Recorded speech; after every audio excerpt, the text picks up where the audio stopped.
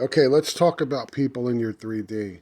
One of the hardest things to wrap your head around in anything, any kind of a philosophy like this, is the idea that people in your 3D, especially close friends and family, are really creations of your consciousness, or another way to put it, they're you pushed out, as Neville Goddard says. So, people are like, so you're telling me that all of these people, whether they're friends, colleagues, strangers, family, my children, my spouse, none of these people are real? I can't quite wrap my head around that. Doesn't it, devalue them? Well, not really, when you really think about it. I mean, why would it devalue them? Why would it? We're not trying to say they don't matter, all right? In your 3D, you're still living in a sort of a reality, right? And the fact that these people are, in your particular, from your viewpoint and from your perspective, are you pushed out, right? You see, in their perspective, we're not saying they're not real. In their perspective, you are them pushed out. It goes both ways. We are all mutually, listen, there's lots of spirits and souls involved here, right? We're not trying to say that they're all fake. What we're trying to say is, think of almost like a multiverse kind of a view, where all of these realities are overlapping and interacting with each other in complex ways that you can't understand and I can't understand. Your God consciousness perfectly understands it. Everybody else's God consciousness, your connection to God, the Almighty, who manifests in all of us, perfectly understands this thing. But you, in your mortal flesh and blood little reality playground, whatever you want to call it, can't possibly understand it. Neville even says, he says how, when I want to create something in my life, he goes, I have no idea how it's going to happen.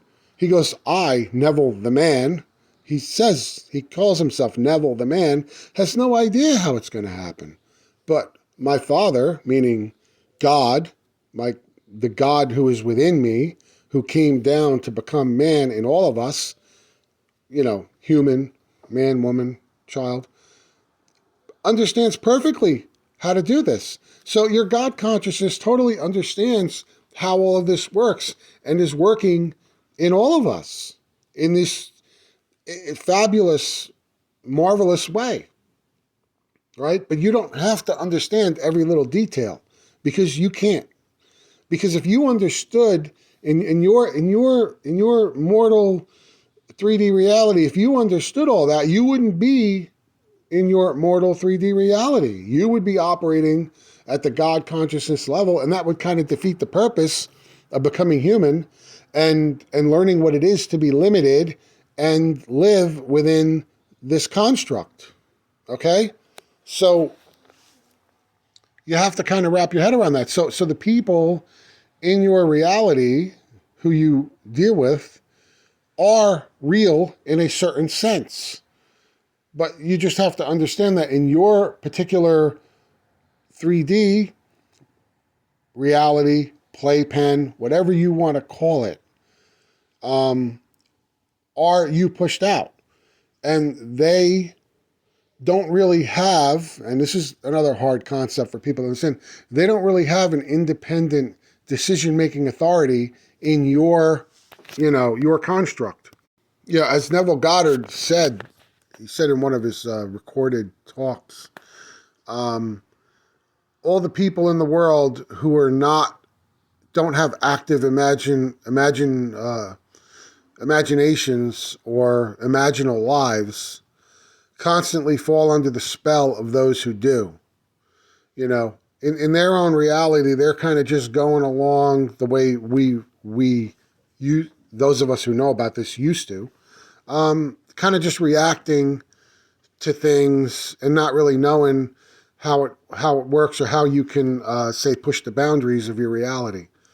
But so those people will constantly fall under the spell of others, right? But, well, in their own reality, it's kind of like they're just kind of reacting and going with the flow without any conscious knowledge of what's really happening. Whereas now in your reality, people are you pushed out and they are reflecting your self-concept, what you think about things, back to you. So they don't really have free will in the sense that you normally would think they do. Now, that's not to say that from their perspective, in their 3D playpen, how I like to call it, their box that they're in, they are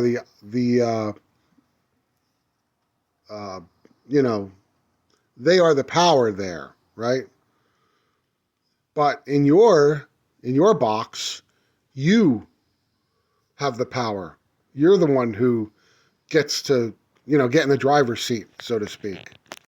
And all along this journey and in reading up on this philosophy and following, people like Goddard, who also got it from other people like Abdullah, and Abdullah must have learned it somewhere.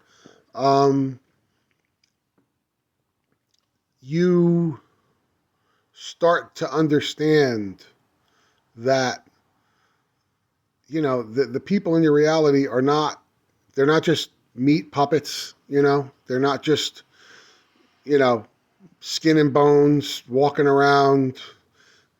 They're, your God consciousness is animating everything in your reality. Neville told a really good story once on how he was, I need to find this and put it up here as a clip. But he was talking about how, like he was kind of ascending above all of it. And I'm paraphrasing this, and I'm probably messing it up a bit, so you have to forgive me. I need to find this clip. And, finding little clips in his talks that you've heard before is kind of like looking for a needle in a haystack at times. But he talks about how he saw these things happening. Like, for example, he talked about the example of a bird flying. And when he went up above it to a certain degree, the bird stopped in mid-flight. Everything stopped. Everybody stopped doing what they were doing. It was like, in his reality, everything stopped when he detached from it, which was proof that this really is dependent on, in your box, it's all dependent on you. It's all dependent on you. And when you check out, it all stops. But yet, in their box, it keeps going on because they're the ones animating that. And by box, I mean people's individual realities. Now, I know this is kind of getting deep and esoteric or whatever, but that's really, I've always loved pondering stuff like this. Like when I was in college, I got an A in philosophy without even having to lift a finger, and there were subjects where I really had to study, and there were subjects where I had to drop because I wasn't doing well if I wasn't paying attention. But in philosophy, man, I love that. So this is kind of like, I love thinking about stuff like this. So for me, it kind of comes naturally. But, in the beginning, it is a tough concept. Even, like for me, it was still tough saying, wow. And in the beginning, it can be a little depressing when you don't really understand it yet. It's almost like a letdown where you're like, oh, all these people I love they're really just nothing. They're not really just nothing, okay? You can't really think of it that way because it doesn't devalue them. Initially, that can be the feeling, and it can be a little depressing, but you need to really understand the higher perspective, the higher, meaning of all of this. And actually, instead of devaluing them, the people in your reality, especially your loved and cherished ones, it really actually lifts them up and elevates them because they really are part of you. And anything that is part of you is so cherished and beloved, right? When I look at, and it goes for anybody in your reality, even those that whom maybe repel or repulse you in some way. you need to understand they're still reflecting something back, some kind of an assumption that you have. And that's the toughest part, when it comes to loving, say, your enemies, your traditional enemies and things like that. And, Jesus talked about that kind of stuff as well, and the challenge to love your fellow man, your fellow human, because, the whole idea that we're all children of God. Well, yeah, literally, we really are all children of God, but in a slightly different way than the literalist would imagine, you know. So don't look at other people in your life as meaningless or somehow devoid of their specialness, because they are special. Anything created is special and serves a purpose, you know? So definitely love those people even more once you realize how they're being created, you know? So, yeah, it's really, when you think about it, they're deserving of more love and appreciation than you've ever given them and you've ever thought about them. And even, it's tough at times, like when especially when you argue with people and they say mean things to you and they trigger you, to like stop. You may initially react, but then later on, or it could be immediately, it could be shortly thereafter, you're like, wait a minute. You need to ground yourself and say, wait, this is either trying to tell me something, or this is reflecting back something or some assumption that I have, or it's the old story, the old man not wanting to leave and kicking and screaming as he's being shown the door. There's a lot of reasons for that kind of stuff. And that's why it's good to meditate on this stuff and think about it and to take breaks every once in a while and really ground yourself and kind of like level set and move forward. Don't just get triggered and react. You don't want to be completely reactionary in this thing. So it's good to ponder these things and to wonder about them. And that's why I'm speaking about it here. I want you to really think about things and really, look, this isn't all just about getting stuff. I've tried to say this in my other videos. Of course, we all want stuff. We all want those lottery winning, and we all want, well, maybe not all, but, most of us want a comfortable lifestyle in the 3D. But this whole thing is not just to create a comfortable lifestyle and a lot of material stuff for you to play with. All that stuff is fine. Nothing wrong with it. Not trying to guilt you out of wanting it. Just trying to say, put it all in perspective and understand that there are greater things afoot here, which is understanding the nature of your personal and cosmic reality and appreciating and loving. When you get down to it, it's all really just, everything gets reduced to love and joy.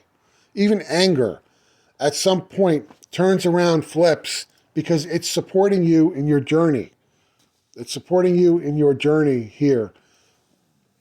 It all flips to love and joy and support of you in your entire spiritual, cosmic, your human journey, your journey through this valley of humanity, where you've descended to become human and understand the whole idea of limitation.